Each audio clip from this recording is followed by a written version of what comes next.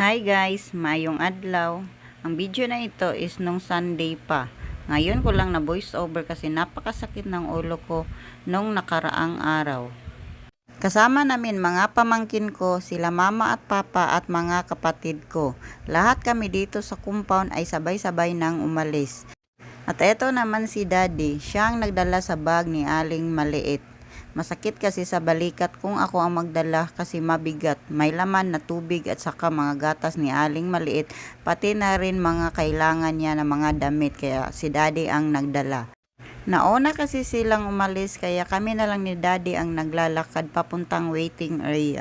Pagdating namin ay wala pa ang sasakyan kaya naglalaro pa si Aling Maliit at mga pamangkin ko.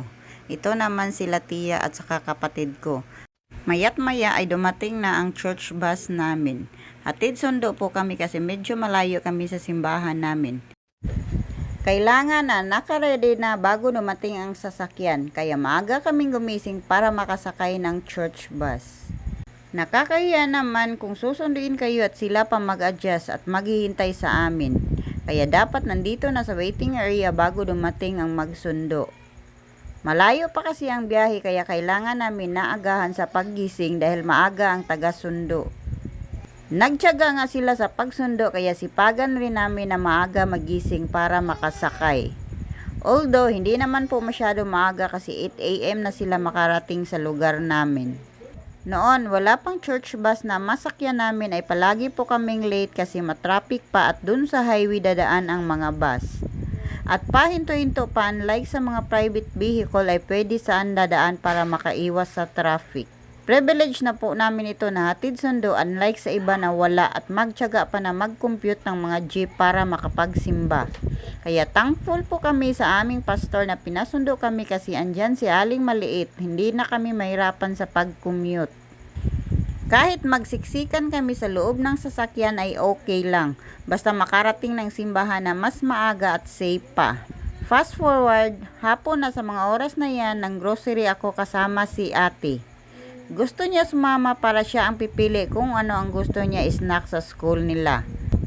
Kadalasan kasi kung ako lang mag-grocery, hindi niya magustuhan ang kukuhanin ko kahit may chat siya dahil walang stock kaya palitan ko ng iba. Matagal na rin hindi kami makapag-grocery dahil kapos sa budget kaya sumama si ate dahil nagutom daw siya ng manok sa Mang Inasal kaya pinagbigyan ko na lang. Nagkuha si ate ng mga gatas at saka kape at nagkuha rin siya ng sliced bread.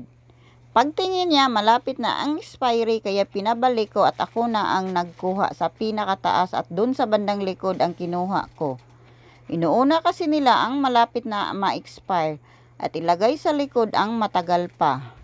At eto na lahat ang naggrocery ni ate. Pumila na kami sa cashier para magbayad.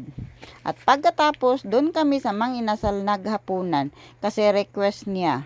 Hindi ko na lang binidyo dahil malapit na akong malubat. At yun lang muna for today. Till next video. Dagang salamat.